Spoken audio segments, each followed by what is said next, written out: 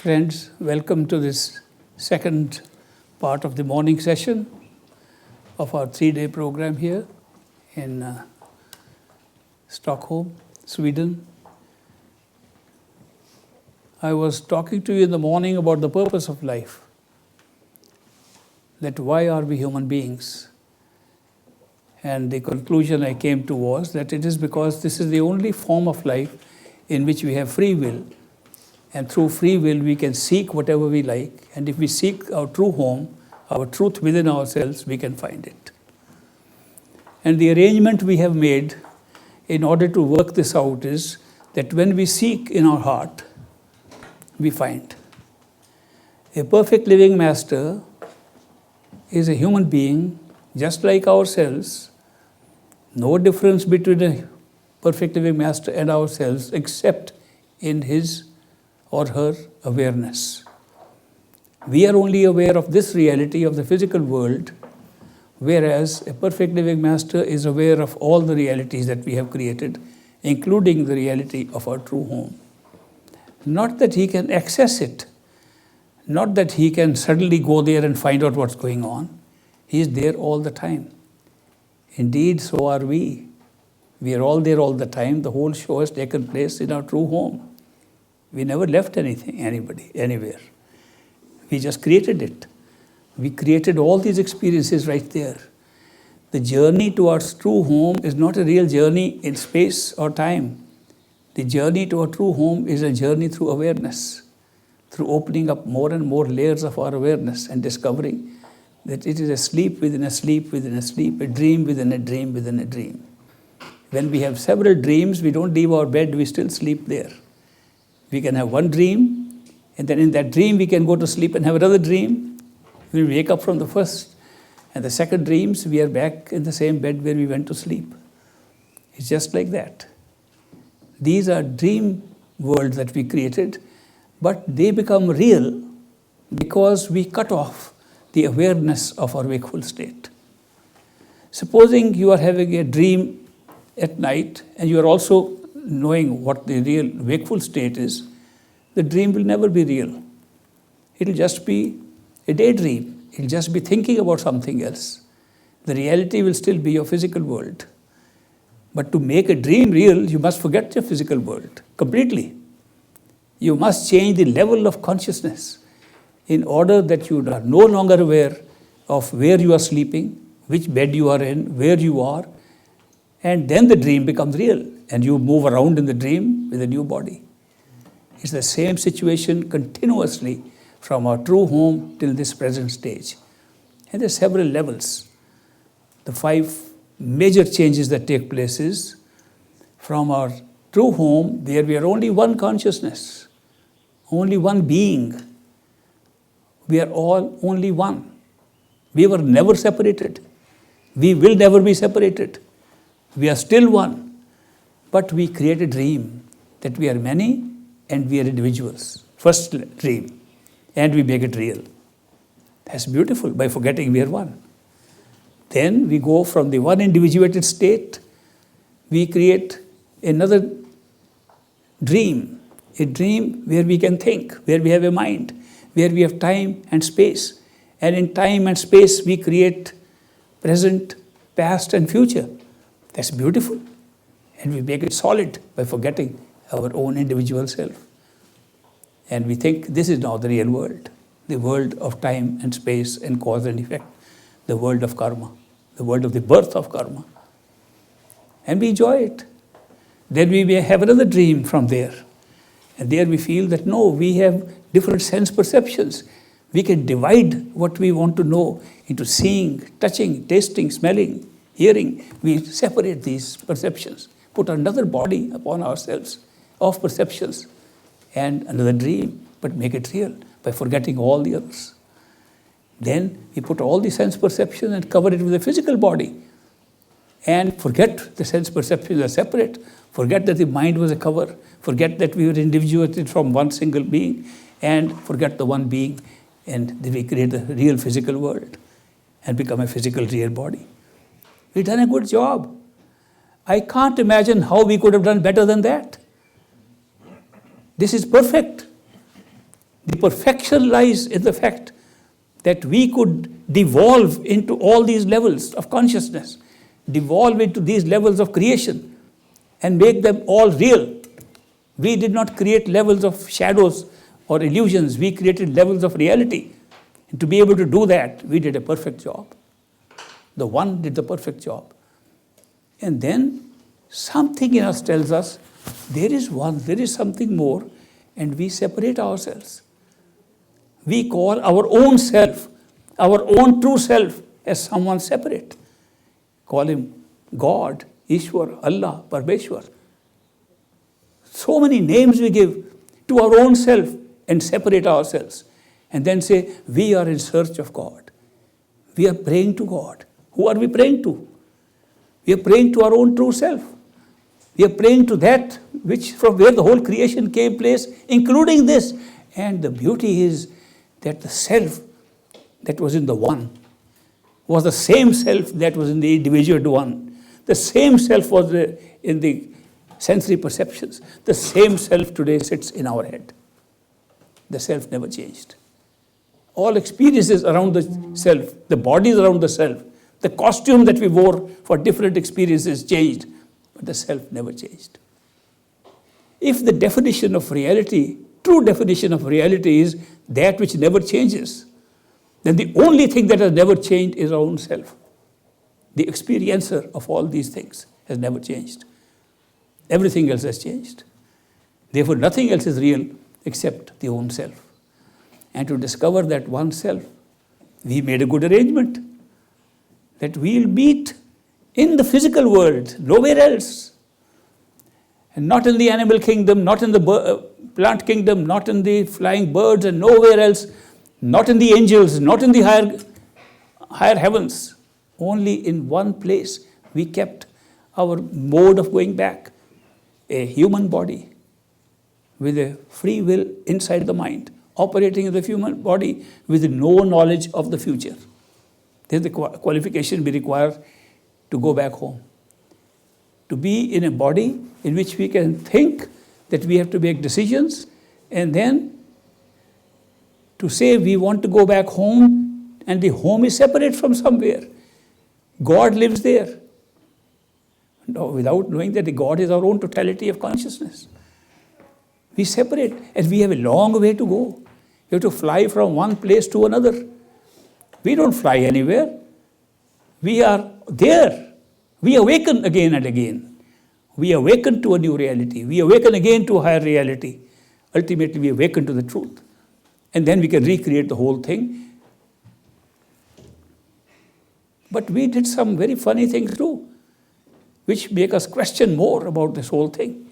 Question the whole cause of this experience around us. One of the things we did was to make an experience in time and space real. We brought it into the level of duality. That means it should be run in pairs of opposites. That the sense perceptions will not pick up anything unless there's an opposite of that. That there will be no knowledge of light if there is no darkness. Imagine if there was a certain amount of light all the time and there was no darkness ever. None of us would have ever seen that light. We wouldn't have known there's such a thing as light because it would be there all the time and there's no way to see it. When darkness comes, light becomes real. If happiness and unhappiness both were there, we would not even call it happiness. Every experience we are having in this creation is based upon pairs of opposites and is based upon duality. We made it to enhance the experience. The duality was made to enhance the experience. The more unhappy you are, when you get happiness, the more happy you are. The more intense one feeling is, the more intense the opposite feeling becomes. Why did we do all that? Why did we create a world of opposites to have these experiences?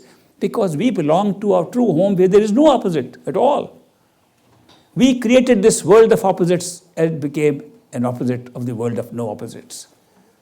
For the same reason that if we have had this experience in a world with opposites, with pain and misery and happiness and joy, a world where there can be both darkness and light, A world where there can be people living heavenly styles and people living in prisons and in hospitals, where we created this kind of world of opposites. And when we go back to a true home, which is the opposite of the whole experience, we appreciate it so much more we would never have done before. A great purpose, not of human life, a purpose of creation itself. Why was this created? But then, do we really need to have so much suffering and pain in this world in order to go back and see that there is no pain? No, when we go back, we don't say, oh, there was pain there is no pain here. We say, thank God it was a dream. We say, thank God it was just made up by us. Just like supposing you have a dream here in the physical world and you have a terrible nightmare and you wake up, you're still crying because of nightmare, then you say, thank God it was just a dream. It's exactly the same feeling. The process of creating a dream was the same that the used process for creating all levels of creation. The same process in consciousness. That the consciousness has the ability to develop these levels and therefore move from one level to another. And that's why what we did was a perfect job. But if you look at a little piece of it, it's imperfect. You look at any little piece of this grand picture that I'm drawing before you, which is the picture of creation. Look at any small portion, it's imperfect. But if you look at the whole grand picture, it's perfect. So a human being who is aware of all these levels at all times, not that once in a while he has access to it, at all times he has that experience of knowing the whole show, how it's going on. He has a knowledge of perfection, and he himself therefore is perfect. Although he knows that the body he is wearing is imperfect, the mind he is wearing is imperfect, as everybody's body and mind is imperfect. But he is perfect because of the awareness of consciousness. The perfection does not lie in the body or in the senses or in the mind or in the thoughts. Perfection lies in the knowledge and awareness of all levels of creation. And that is why when such a person comes into our life, he comes with a specific purpose as a human being. What's his purpose? Those who are ready at that time and belong to his list as a human being in this world, he takes them back home. His purpose is very clear. Our purpose of human life is to go back home because we got a human body and a human way of thinking and a human way of deciding, human way of seeking. That's our purpose. The purpose of a perfect living master is to see which souls are ready to go back, which are called marked souls. As a shepherd, he has got marked sheep. He takes them back home. He doesn't care in what trap you are right now. We care. We worry, am I good enough to go? Why me? Why was I picked up? Because we only see a very small part of our existence here. We see a very small part of our current life here. We have forgotten our past lives. We've even forgotten our childhood. We have forgotten most of the events of our experience. But when a perfect living master looks at us, he's not looking at our body. He's not looking at what we have gone through here. He's looking at a whole spectrum of lives that we have gone through. How the readiness to go back home came over a long period of time. He does not look at one lifetime. He looks at several lifetimes that we have gone through and can know this person is ready, it's on my list, I'll take. But there are many others who also come across such a person with that awareness. He marks them also. But he does not mark them that he'll go on his list. So he carries two lists. I'm reading from the Manual for Perfect Living Masters, which is not supposed to be disclosed, that he carries list A and list B. List A is he will carry them back home. And list B is he will mark them to be carried back home by a perfect living master. It may not be the same master, may not be in the same life, may not be another life, but it will happen. Therefore, if somebody can have a look at such a person, just see once a person, the guarantee of being in list B is there. It's as simple as that. But list A is who has to go in this life itself. Now there are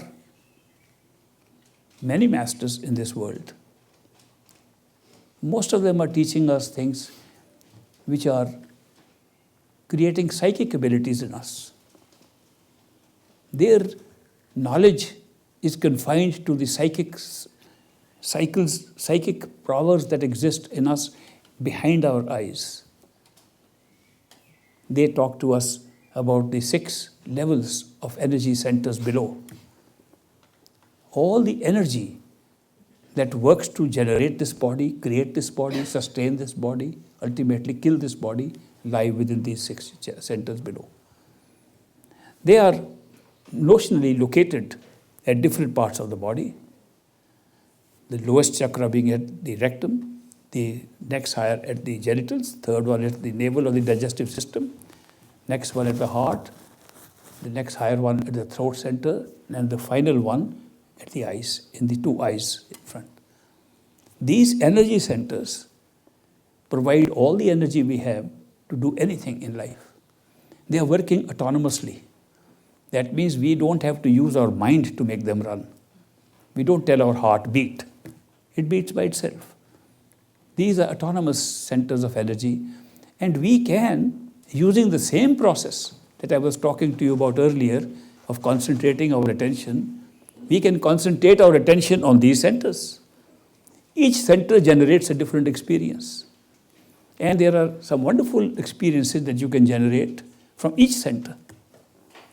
There is experience in the physical body of putting attention below the eyes, along the spine, at the bottom, traveling either along the spine, which is like an elevator in the body for attention, or going stair by stair, stage by stage from the lowest chakra to the next chakra, and at some point reversal of the position from jumping at a middle place from the staircase to the spine, which we call the kundalini, the reversal of the kundalini, which creates another kind of problem, another kind of experience.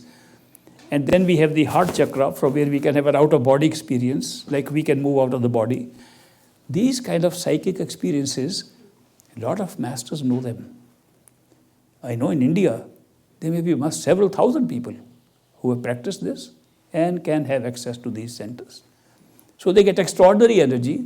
Sometimes they get energy to read minds. When they have been able to raise their attention stage by different types of repetition of mantras or words, which is one of the methods used for concentrating attention. And they then raise it to the eye level, and then they can even read minds of people. And they think that they have attained enlightenment. This is all a means of getting new energy experiences. There's all energy. But there is no awareness. There is no increase in awareness in any of these cases. You do not know how this body was created. You do not know how this level was created. You do not know the real process of the creation of the universe. You do not know who your real self is. You get the powers of energy. You do not get any higher awareness. The awareness starts from centers which lie at the eye center, behind and above, never at any point below.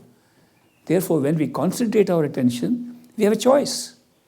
We can go to these energy centers below and have those experiences, or we can go behind the eyes at the center, and pulling the attention from the outside eyes to the center takes time, because we are so used to looking out from these eyes and we think we are right in front, in the head.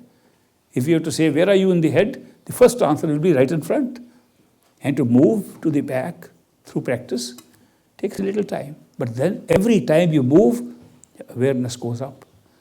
Ultimately, you can pull your attention from the body and experience your higher life as an astral body, a body with only sense perceptions. All sense perceptions are intact, but this body is not there. It is just a cover. You can, same way, in the head of the inner body, go to the center of that head and make that body disappear from your awareness and go to the next level, and you find that the mind is your body. That what you thought were thoughts going inside is also a body. And it creates everything, so it's called the causal body, cause of all things. But that's not the end of the journey. There are masters, maybe hundreds, who are able to take you to these mental regions. And there are many types of meditations they are doing which take you to these mental regions. And they can show you that the mind in its entirety at the top of the causal stage is only one. That we think we have all different minds, that the mind has only one origin. That just like this whole being individuated from a single one being, single consciousness, the mind also arises from a single universal mind. They take you there and say that's your true home, because they are not distinguishing between the soul and the mind. They are not distinguishing between your real self and the thinking machine. They have led themselves to believe and make you believe because you can think, that's what you are. They identify the living force of the soul with the thinking power of the mind and say there's no difference between the soul and the mind. They take you true home at the causal stage. But there is a life term, there is a timing for that also. It's all still past, present and future. Past, present and future is the most elusive product that we created in the entire creation. It's an experience which does not even exist and we are experiencing it. Let me explain a little more. When we say present, the other word for present is now. We are living in the now. Some people came and told me, we read a book, it says live in the now. I said, where are you living now anyway? Is anybody else living somewhere else? I have never met anybody, nor myself, who ever lived anywhere except in now. Every moment is now. Every moment is just the present moment. And how much time is there in now? No time. Now is a meeting point with no time between what we say is the past and what is the future. There never has been any time in now, and we are all living in the now. What a great illusion. If this is not magic, what else could be? Then why do we call it present? What we are calling present is immediate past. If I say now, it went into the past, but I still think I said in the present. Immediate past we are calling now, we are calling present. It's a mistake. The now what we call is present is actually the past. And what about future? Is there a real future? Let me say, if we remove 3 words from the dictionaries of the languages of the world, the English words being fear, being afraid of something, 2, hope, hoping for something, and 3, anticipating something. All the 3 are the same. Anticipation. Fear is negative anticipation. Hope is positive anticipation. Anticipation neutral. Supposing we remove these words and remove this activity from our life, there will be no future. The word future disappears along with them. Have you ever noticed that? That if we did not have these functions in our consciousness, there would be no future at all. That we're creating a future by hoping, fearing, anticipating. And how do we do that? We do it in the so-called present, which is past. Listen carefully and examine it, that even as we sit today, what we are calling past, present and future is only past. Present, which we call present, is past. What we call future is past because we make it through hope and fear. And the past is past. So we are living in the past continuously. But how can we live in the past? How can anybody live in the past? Only through one way, memory. There's no other way. There is no other way to live in the past except in very distinct, clear memory. So we are just living in memory right now and at all times in the 3 worlds of the physical, the astral, and the causal. We only live in memory. But there cannot be a memory if nothing happened. Memory is a recall. So our life must have been lived somewhere that we can recall it today. That means our life as we are living now has been programmed earlier. It was shot as a film earlier. We are just playing it out. Which leads to the question, that means everything is predetermined. It has to be.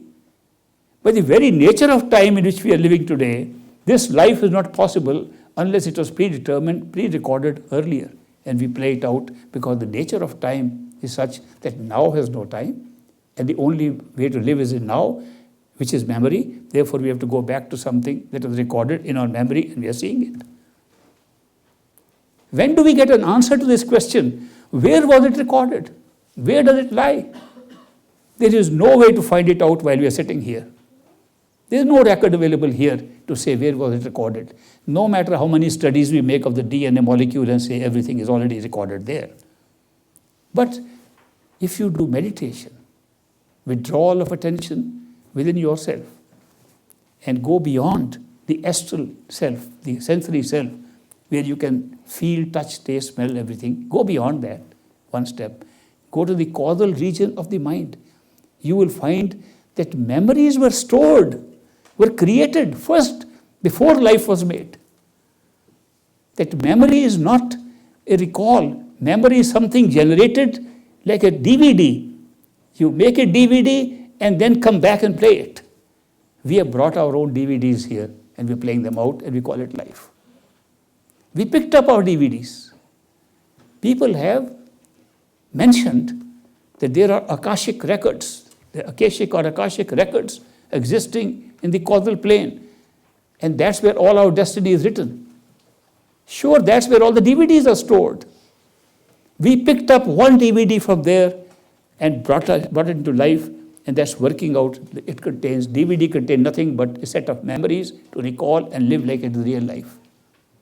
That's happening right now. And yet we are totally unaware of it. We're totally unaware. We think it's a real life. There was real time. There was real time past. Now we are going into the future. Time is flowing through us. Events are flowing. It's a continuous stream of events. The truth can be discovered by going within yourself, how this is generated. And it's beautiful. The way we expect. That means we all picked up our own DVDs. Now people might think, why did I pick up a bad DVD? I didn't want this event in my life. Why did I pick up this DVD? Because when we picked up a DVD, it did not create one life. We picked up a DVD for one life. And we came and started playing it, but the events in the DVD could not take place unless there was an earlier DVD to that. Because we brought in the law of cause and effect into this state of living. The cause of law and effect required that every event that takes place must have a cause. If the cause is not visible in the DVD, it must be in the previous DVD. So by bringing one DVD, we brought millions and trillions of previous DVDs to create causes and effect throughout. And we also created millions of DVDs for the future. That was a big trap. We didn't realize that we will make DVD playing into real life. We forgot that we've just come to play an adventurous thing and then go back or shut down the play. We kept on playing because we created enough to go back into earlier DVDs and future DVDs which we never brought. We lived previous lives and future lives which we never lived. It's amazing how we can create events which we never lived. Well, we can do it anytime. Imagine we go to sleep at night and have a dream. In the dream, we go to a new place. We are flying to a new planet. And we see that there are things that have happened there millions of years ago. And guides take us and show us this kind of strange structure was built 2 million years ago. And we have an experience of 2 million years back. We look back in history. We study history of that planet. We see so many things that happened. And then there's a huge big sky there. And then we wake up. And we say, all this happened in 10 minutes of sleeping. The whole dream took place in 10 minutes. We are awake and only 10 minutes passed. We created a whole new universe in a dream in 10 minutes of sleep. When I went to United States in the beginning, there used to be a lot of studies on sleeps and dreams. So I studied in one of the institutions that was studying it. They would put electrodes and all that on sleeping subjects, and then when they could move the eyelids having rapid eye movement, then they would wake them up and say, what are you seeing? And then they would record in the voice of that person. They would record what he's experiencing in the dream. And they found that every person dreams several times every night, but don't remember most of it. In fact, we remember 99% of our dreams. Even the dream that we are remembering when we wake up, only the last part we remember and starts fading away. If we don't catch on, it disappears, the whole of it, within a few minutes. They can't hold on to a dream experience. But when they, in their experiments, woke up people, they were able to wake up and record their dreams. When the people woke up later on, they did not remember those dreams at all. Yet they had told what they dreamt. And what they dreamt was so realistic and covered so much more time than the actual dream sequence took, by measuring in their stopwatch when the eye movement started, when it ended. One man dreamt that he was born in a small town, that he grew up and went to school, that there he didn't get good grades, but then he went to another place. He was not treated well by people. He went to another place, third place. He got married to a woman and have several children. Then he got old. Then he had grandchildren. And then he died. And he woke up. All took 7 minutes. 7 minutes, the man led his whole life. I was very fascinated when somebody told me to see a movie called Inception. I don't know if anyone of you have seen it. In Inception, they bring this idea into the movie. And one thing they bring in is that with 10 minutes dream, you can actually experience several hours. And if you happen to have a dream within a dream, in the 10 minutes of the original time and several hours of the first dream state, you can live a life of 50 years. Which is, of course, very good thought. Wherever the inspiration came from truth. Because maybe the producers had a dream, maybe they meditate or something.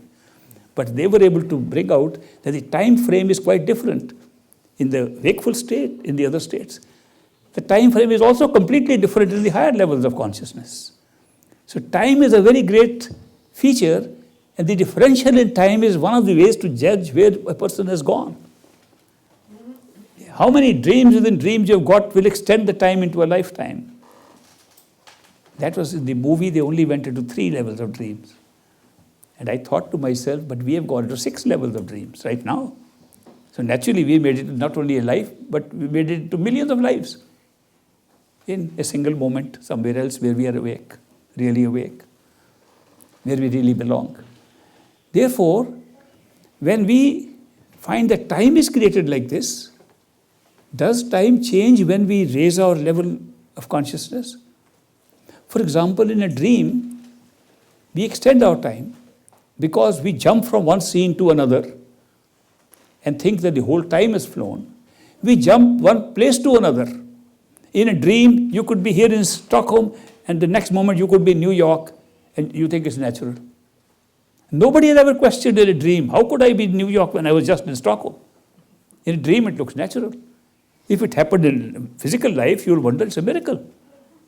But it's not extraordinary in a dream. You have made the rule of time and space change in a dream. Similarly, we have made a rule of time and space here different from the time and space in the astral level. When you will pull your attention behind the eyes and open up the inner sky and open up that level, you will find that the law of time and space is different than the law of time and space here. One essential difference is that there you can make time stop, which you cannot do here. Nobody can say, I like this scene, let me hold it for a few minutes and see it. It flows. We have no choice over it. In the astral plane, you have a choice over it. You can hold the scene and it looks beautiful. Whichever you like, hold on. There's another level of consciousness parallel to that one, where you can hold time in your pocket like a watch, and you can speed it up or slow it. There is no distinction between space and time. Here, if you are walking on that street, I can walk faster a little bit and leave others behind. Then the others can walk and catch up with me. But we cannot do that in time. I cannot say I want to go 5 minutes ahead of you. Time is universal for us in the physical plane, is not universal there. People control all their time. That's a very big difference. And yet it looks normal there. It looks normal. And above that, when you go to the causal plane, the pure mental plane, where the mind functions alone, without these bodies, without senses, there time is merely laid out as a flat thing. Time never moves there. We move. We move on time wherever we like, backwards or forwards. All the events that are happening in life here, we can go and see all of them back, we can go and see all of them future. We have total access to all events of our life at all levels in the causal plane, backwards and forwards. Time is so different. Actually, time is the same everywhere, but our experience of time is different. For example, here, we think time is flowing. Time is not flowing. All the events of our life are already there, ahead of us and behind us. We are time traveling. People thought only Egyptians knew how to do time traveling. Well, they learned to do rapid time traveling. They learned to change the acceleration of their time. But time travel is natural to us. We are traveling right now. We are traveling from moment to moment. We are traveling from event to event. Ultimately, we end our life and we just ended the journey. We are moving at a pace which we measure mistakenly with our watches.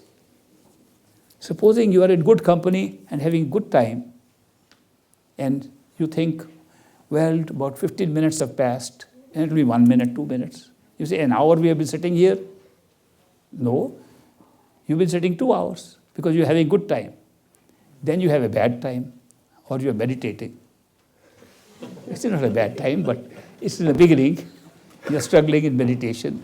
Say, I want to do meditation today, 2.5 hours, 1/10 of my total time. I want to devote, and you watch, and you say, must be 2.5 hours, 10 minutes. Time is so subjective for us.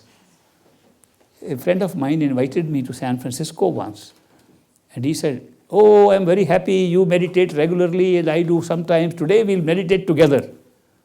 I was actually very sleepy that night. I wanted to sleep, but to keep up the face with my friend, okay, we'll meditate together. So early morning, 3 o'clock, with a alarm clock, we woke up and we get ready, put it in a proper position, upright, and started meditating with our eyes closed. Now, I thought he is meditating, a serious meditator, and I'm not so serious. So I would, from time to time, open the corner of my eye to see what he was doing. Every time by accident or coincidence, every time I opened my eye and saw, he was looking like this. He was looking so many times at the watch. And then 2.5 hours we struggled through that process. And then he said, oh, Ishwar, very good, we had great meditation. I said, yes, we did. But the only difference is you are not meditating on the third eye, you're meditating on your watch. That's what time is so different for us. Because time is subjective, and yet we believe the watch and the clock more than we believe our experience. We have reduced ourselves to that state, that the experience of the sunlight, the experience of sunrise and sunset determines our time. Experience of watches determines our time, and not our experience of how time is flowing. In the higher levels of consciousness, this changes, and we have a better notion of what time really is. It's a creation. It's a creation through the mind. Time and space both are created by the mind. They don't exist, but we experience them. We experience them in a very subtle way by using our consciousness to operate in these events like that. So all this is revealed to us through meditation and by going to higher levels of consciousness and knowledge. This is not something that's confined to a few people who can psychically find out. No, this knowledge is stored in all of us without exception. And we all have access to it. And the method is simple. Withdraw your attention within yourself, not outside. We are willing to run everywhere else to find knowledge, but not where knowledge is stored, which is within ourselves. We have questions to ask from outside and not go to where the questions have been answered already, inside. You go within and you will find all your questions have been answered already there. In fact, my experience is nobody asks a question to me to which he doesn't have the answer. He just wants me to verbalize it for him, to speak out. And he says, yes, I know, that's it. If you already know, why are you asking me? You're asking me because the question is apparent to you, the answer is hidden inside you. Supposing I give a absolutely bizarre answer. He said, no, doesn't make sense. Which answer will make sense to a questioner? The answer which is already inside the questioner. The question doesn't arise if you don't have the answer. But the answer is locked up at a slightly different level of consciousness. So when you go to higher levels of consciousness, all your questions get answered automatically. Because your questions arose from the answer that was stored there. Your curiosity, your seeking led to ask you those questions, and the answers were inside you. It's a remarkable experience. After some time, people say, I have no more questions. After a little experience, you come to know, I have no more questions. Everything is being answered from within. There are two ways for us to answer our questions. Questions in life, everyday questions. One is by thinking about an answer. The second is by gut feeling about the answer. First is a rational way, a thinking way, a reasoned way of using our mind to find an answer. The second is intuitive way, through intuition, through gut feeling, through a feeling, I just know it, I don't know how. These two ways of answering questions, why are they different? Because one is activated by the mind, which works in time and space. The other is activated by your consciousness or soul, which does not work in time and space. When you have to think out an answer, a reasoned answer, it takes time. It doesn't matter how small the question is, how small the answer is, it takes time. Because thought is involved. And even the smallest thought takes time. But when gut feeling takes place, there is no time involved at all. It's just a feeling that comes so suddenly, there's no time in it. Therefore, the gut feeling that we get, the intuitive feeling we get, intuition that we get is directly from the soul. The mind has no ability to get it. When we think out an answer, the mind is activated. Now, what we have done in life is that we have depended continuously upon the mind to find answers. We have been encouraged. We have been encouraged to think more for yourself. Use your mind. All our life we have been taught how to think more. Nobody ever said, don't think but start your intuition and gut feeling.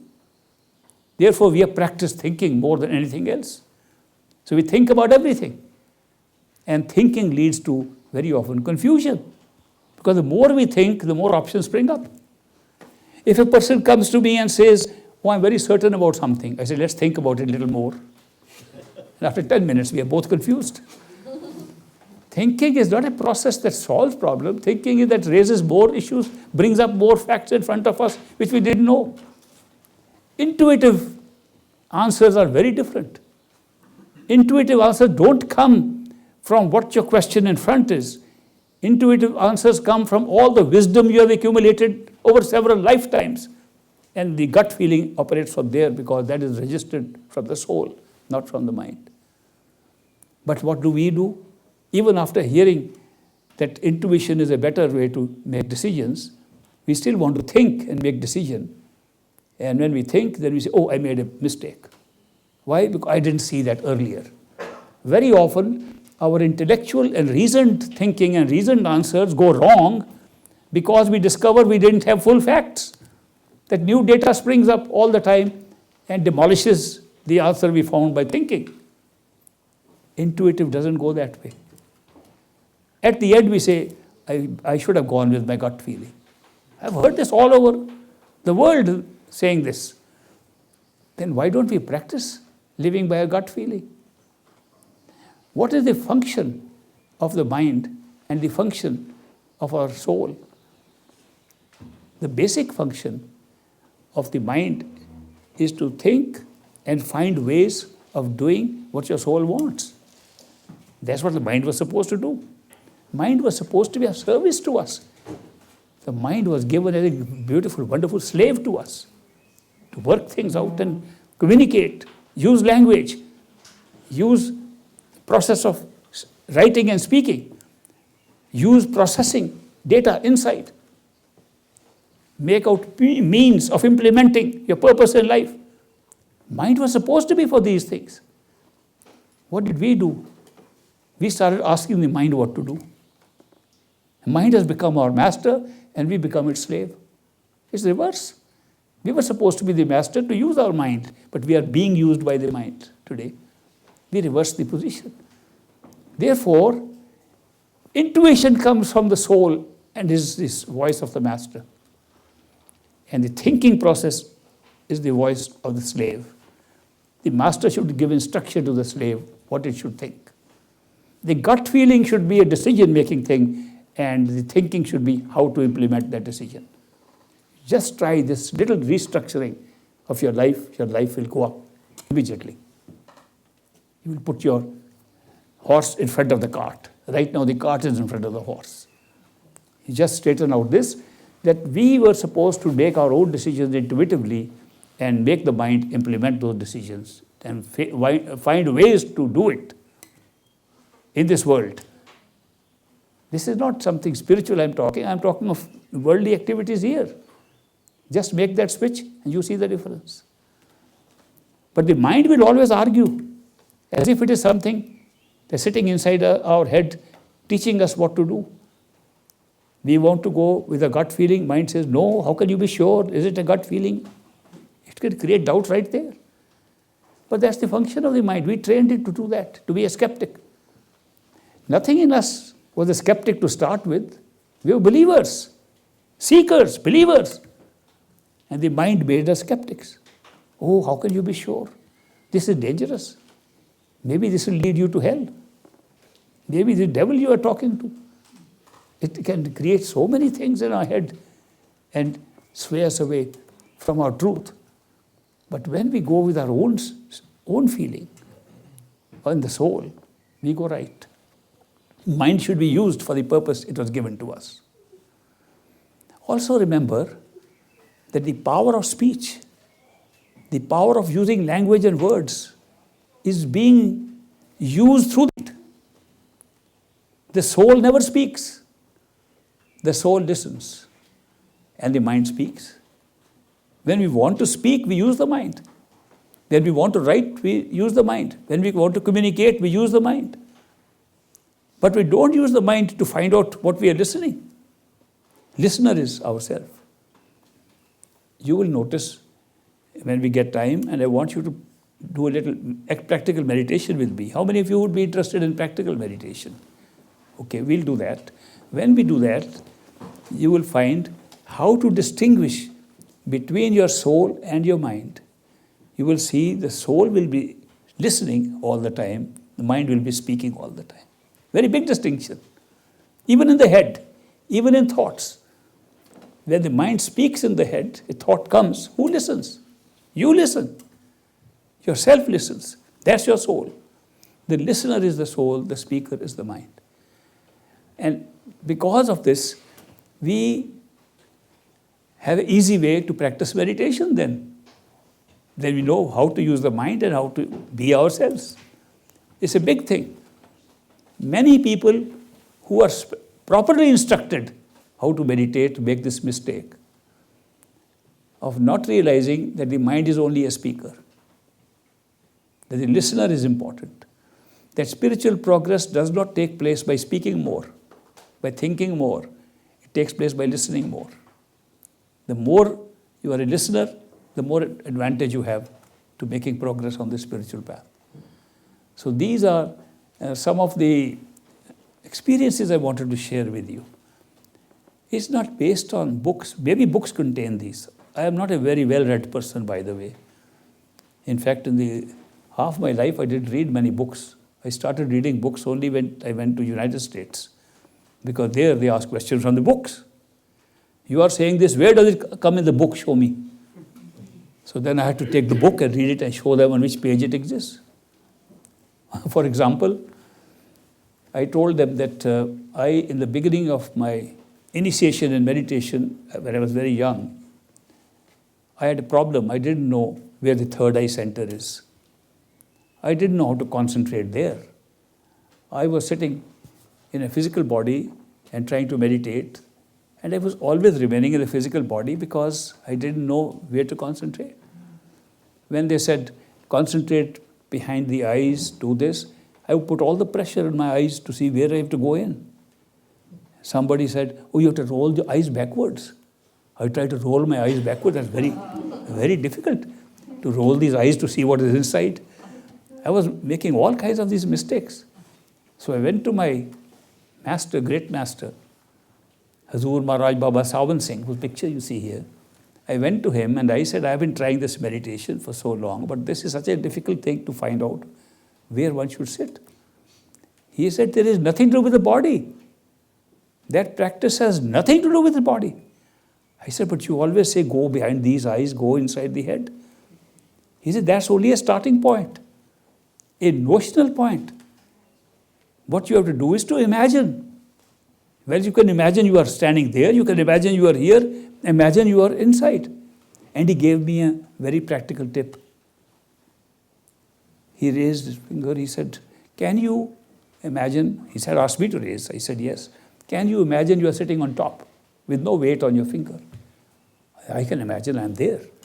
He said, is there any strain on your eyes? No. Any strain on your head? No. Are you trying hard to find out? No, it's imaginary. He says, now bring that imaginary self sitting on the finger like this and jump in. So I jumped in. It's so easy. So there are some simple things in meditation. We can go wrong for years and not know what to do. So that is why it's also very important, not only important to have a perfect living master in your life, but to have continuous guidance as you go along in meditation. So we'll talk more about it. Later we'll have there's I think time for lunch break, it's 12. And I hope you get something for your food. I'm only feeding your soul and your mind. Thank you very much. Thank you. See you later.